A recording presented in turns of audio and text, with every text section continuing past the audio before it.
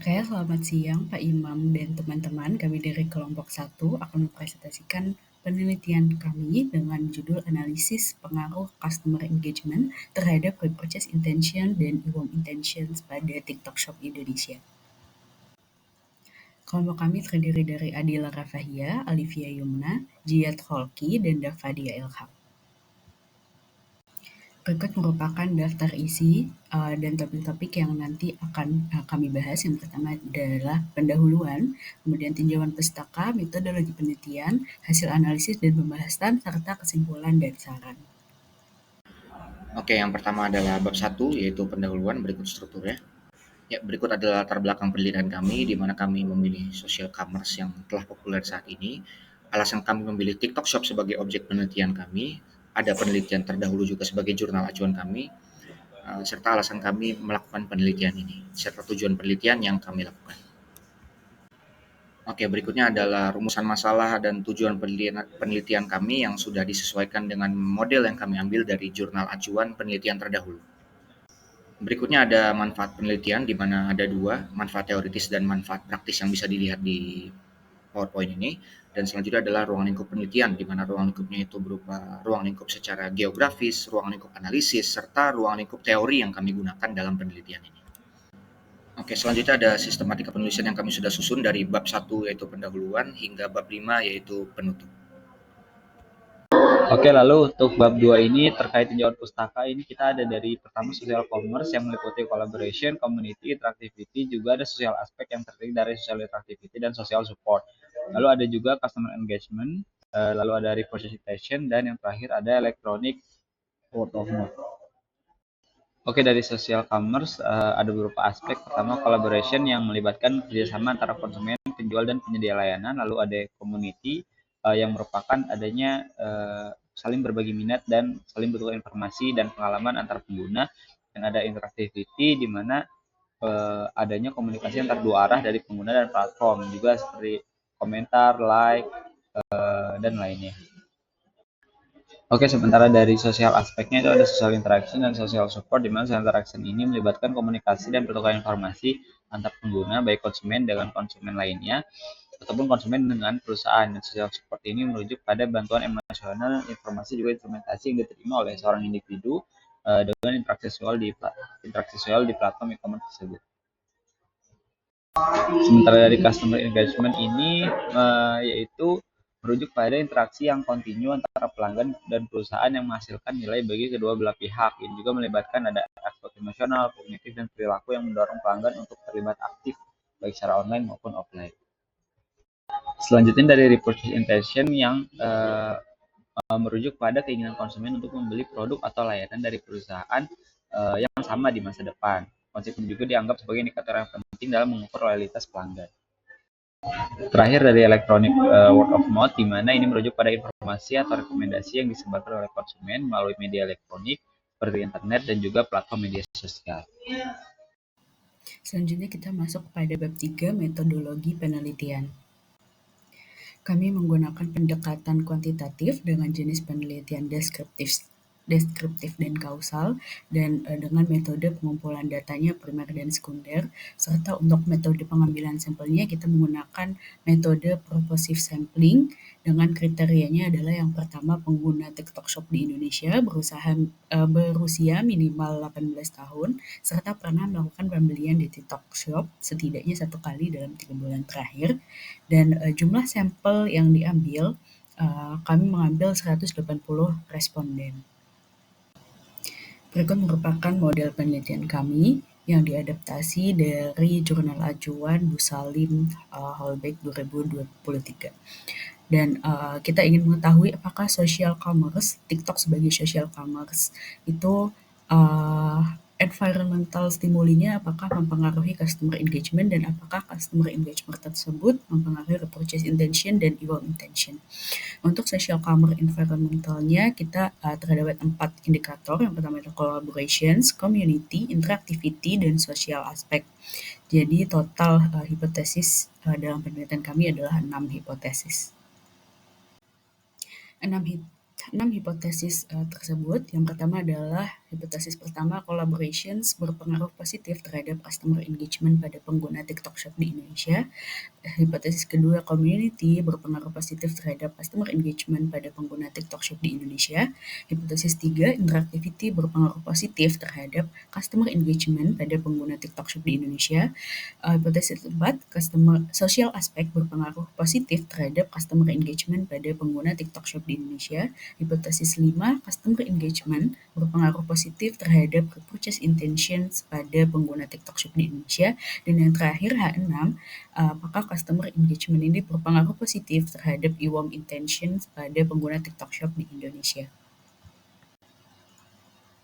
Berikut merupakan tabel operasionalisasi variabel di mana untuk collaborations kita memiliki 3 item dan untuk community terdapat 5 item. Untuk konsep interactivity kami memiliki 4 item. Untuk social interaction terdapat 3 item, sedangkan untuk social support terdapat 4 item. Customer engagement terdapat 5 item. Repurchase intention terdapat 4 item dan untuk e-worm sendiri ada 4 item. Selanjutnya adalah desain dan juga sistematika questionnaire yang terdiri dari pembuka, pertanyaan penyaring, dan juga pertanyaan inti. Kemudian di akhir questionnaire kami juga menanyakan tentang profil dari responden. Pada bagian metode analisis data, kami menganalisis kuesioner menggunakan wording test kepada beberapa responden sebelum kuesioner disebarkan. Kemudian kami juga menguji validitas dan juga reliabilitas data dengan menggunakan peritas pada 30 responden pertama. Kemudian kami menggunakan analisis distribusi frekuensi untuk profil responden dan juga untuk main testnya menggunakan metode PLSM. Selanjutnya untuk analisis model pengukuran, kami mengukur apakah data yang digunakan pada main test itu valid dan juga reliable. Kemudian untuk analisis model struktural, kami mengukur hubungan antar variabel laten. Selanjutnya masuk pada bab keempat, yaitu analisis dan juga pembahasan. Di sini kami memasukkan beberapa hasil dari wording test yang telah kami lakukan. Kami melakukan wording test kepada 3 orang responden. Kami menggunakan hasil dari wording test untuk memperbaiki kuesioner kami agar lebih mudah dipahami oleh responden. Baik, selanjutnya adalah uji validitas dan juga reliabilitas pretest. Kami menggunakan 32 responden pertama untuk menguji validitas dan juga reliabilitas data. Dari ke-8 variabel yang kami uji, semuanya terbukti valid dan juga reliable karena KMO-nya ada di atas 0,5, varietasnya ada di bawah 0,05, komponen matriksnya juga di atas 0,5. Itu data yang valid. Kemudian untuk norma alfanya di atas 0,6. Untuk itu data itu reliable. Ini merupakan pretest kedua kami karena pretest pertama variabel social support itu tidak valid. Kemudian kami ganti pertanyaan indikatornya. Kemudian untuk pretest yang kedua semua data terbukti valid dan juga reliable. Bagian selanjutnya adalah profil responden. Pada saat main test kami mendapatkan 180 responden dengan profil jenis kelamin, usia, pendidikan, pendapatan dan masukan seperti yang ada pada slide. Profil selanjutnya adalah sudah berapa lama responden menggunakan TikTok, frekuensi berbelanja di TikTok Shop, dan juga pengeluaran untuk TikTok Shop. Oke, baik. Di sini saya akan menjelaskan bagaimana hasil dari analisis deskriptif kelompok kami, di mana yang pertama dari collaboration dapat dilihat bahwa dari total minnya rata-ratanya sebesar 5,74 sehingga dapat dikategorikan sebagai tinggi ya. Hal ini menunjukkan bahwa responden cukup setuju bahwa TikTok Shop ini memiliki collaboration yang tinggi. Lalu dari community-nya dengan nilai rata-rata sebesar 5,36 yang termasuk tergolong tinggi, yang menunjukkan bahwa responden setuju bahwa TikTok Shop memiliki komunitas yang tinggi. Selanjutnya dalam interactivity dapat dilihat dengan rata-rata sebesar 5,55 menunjukkan bahwa kategori tersebut tinggi, di mana responden setuju bahwa TikTok Shop memiliki interactivity yang tinggi. Sementara social interaction dengan rata 5,56 menunjukkan bahwa TikTok Shop ini memiliki social interaction yang tinggi juga. Selanjutnya dari social support ditunjukkan rata-ratanya 5,48 yang memiliki indikasi bahwa TikTok Shop ini memiliki social support yang tinggi, dan dalam customer engagement juga dengan rata-rata 5,31 sehingga tergolong kategori yang agak tinggi, di mana responden setuju bahwa TikTok Shop ini memiliki customer engagement yang agak tinggi. Terakhir yaitu dari repurchase intention dan WOM, di mana repurchase intention ini mempunyai rata-rata 5,68 yang menandakan bahwa responden ini setuju TikTok Shop ini memiliki melalui proses intention yang tinggi, dan dari WOM-nya dengan nilai 5,31 yang menunjukkan bahwa responden setuju TikTok Shop ini memiliki WOM yang agak tinggi. Selanjutnya dalam analisis validitas dan reliabilitas model pengukuran, yang pertama dari outer loading, di mana outer loading ini ditunjukkan bahwa nilainya sudah di atas 0,5 semua, yang menunjukkan bahwa indikator tersebut valid untuk mengukur masing-masing konstruknya, dengan nilainya mengindikasikan bahwa adanya korelasi yang cukup antara indikator dengan konstruk laten yang diukur.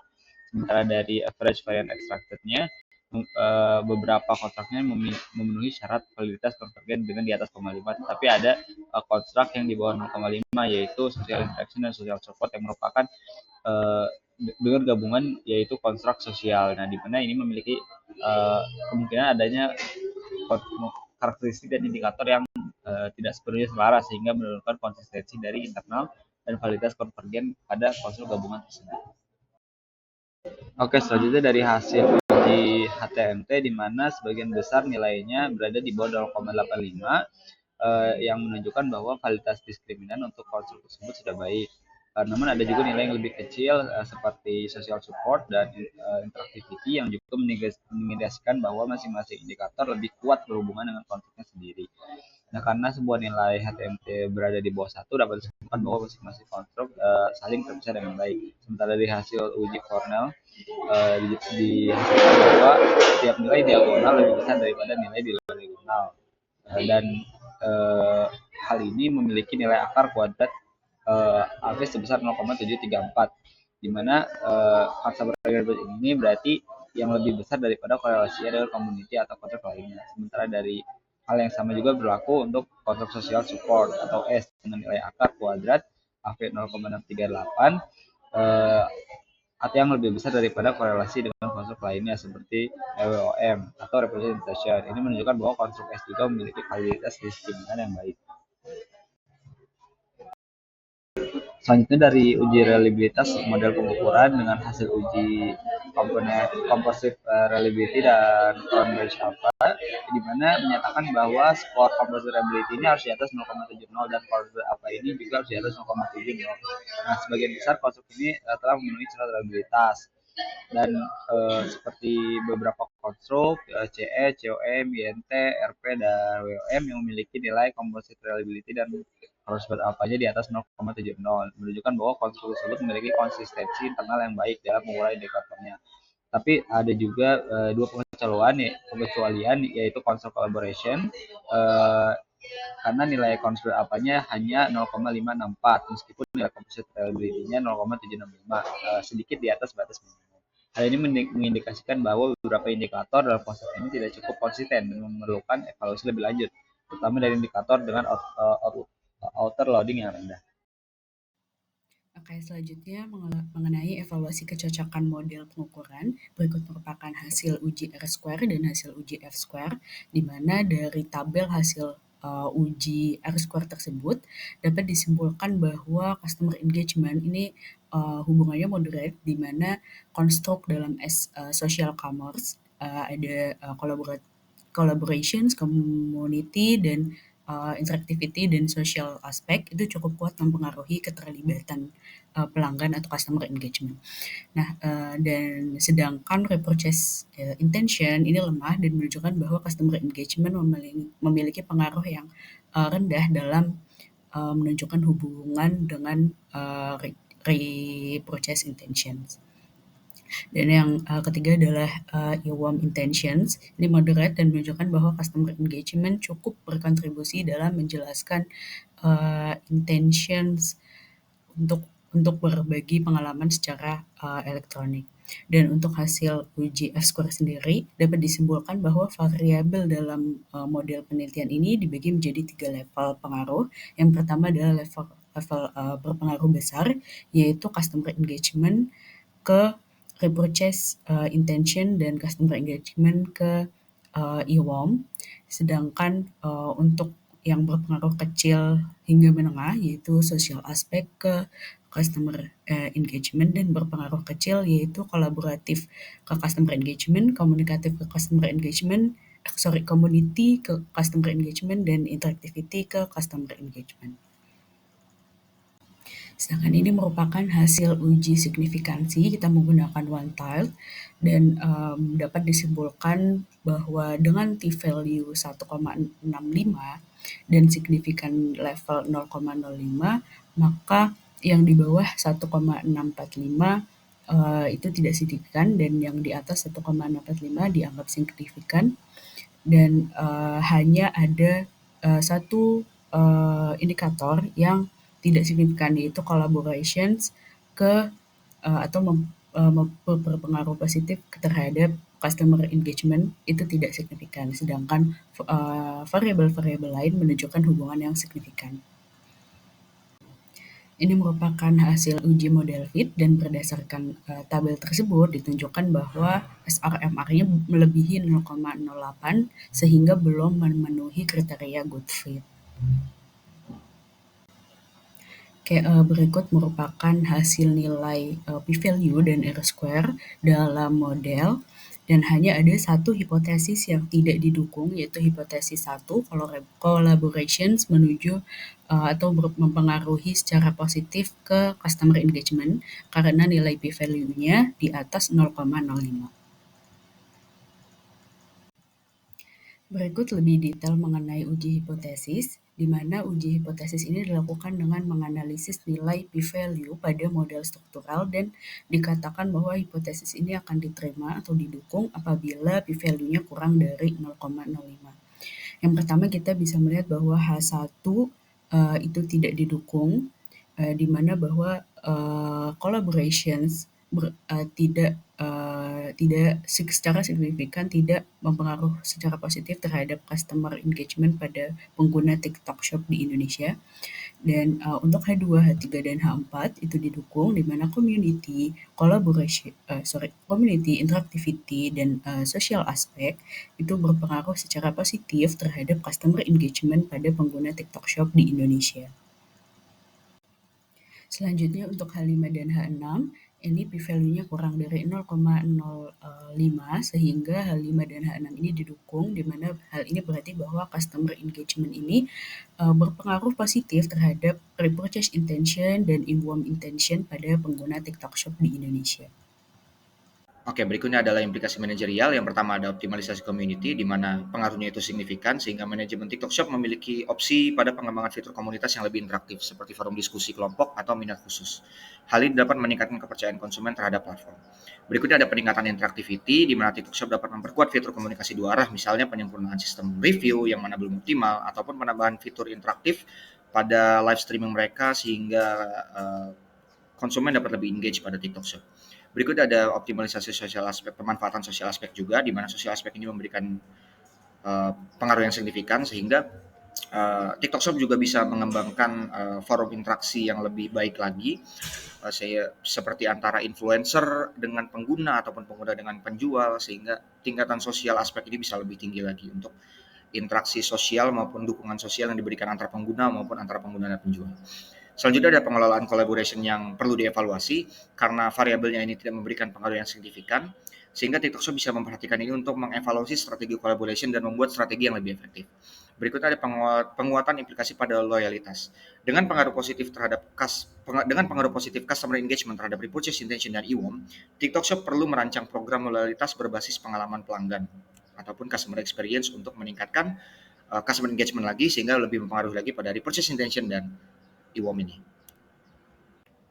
Oke, berikutnya ada keterbatasan penelitian, di mana keterbatasan penelitian kami ada pada cakupan geografis, di mana kami hanya menyasar pengguna di Indonesia, sehingga bisa saja pengguna di negara lain tidak memiliki perilaku yang sama, ataupun adanya kemungkinan bahwasannya pengguna di Indonesia di antara satu daerah dan daerah lain itu memiliki perilaku yang mungkin sedikit berbeda, mengingat negara kita negara kepulauan dan memiliki berbagai macam budaya. Yang kedua ada penggunaan satu metode. Metode pada penelitian ini adalah penggunaan kuantitatif, sehingga mungkin cenderung membatasi pemahaman mendalam terkait motivasi dan perilaku konsumen. Lebih lanjut, pendekatan kualitatif juga bisa memberikan pemahaman yang lebih mendalam dan komprehensif. Selanjutnya ada waktu penelitian. Waktu penelitian kami sangat terbatas sekali ya, hanya setengah semester untuk melakukan penelitian ini, sehingga mungkin data yang diperoleh dipengaruhi oleh tren sementara. Kompleksitas model. Beberapa konstruk yang memiliki validitas yang rendah menunjukkan bahwasanya pengukuran indikator perlu disesuaikan lagi sehingga meningkatkan validitas maupun reliabilitas hasil. Skala Likert terbatas merupakan keterbatasan berikutnya, di mana penggunaan skala Likert 7 poin dapat mengarahkan responden pada jawaban tengah yang tidak menggambarkan opini mereka secara ekstrim, sehingga ya data mungkin bisa jadi kurang representatif. Oke, berikut adalah bab 5 yaitu penutup berisi kesimpulan, saran, dan rekomendasi. Baik, selanjutnya adalah kesimpulan. Penelitian ini berhasil membuktikan bahwa customer engagement berpengaruh positif dan signifikan terhadap repurchase intention dan IWOM intention pada pengguna TikTok Shop di Indonesia. Faktor community, interactivity, dan social aspect terbukti juga memiliki pengaruh positif yang signifikan terhadap keterlibatan pelanggan atau customer engagement.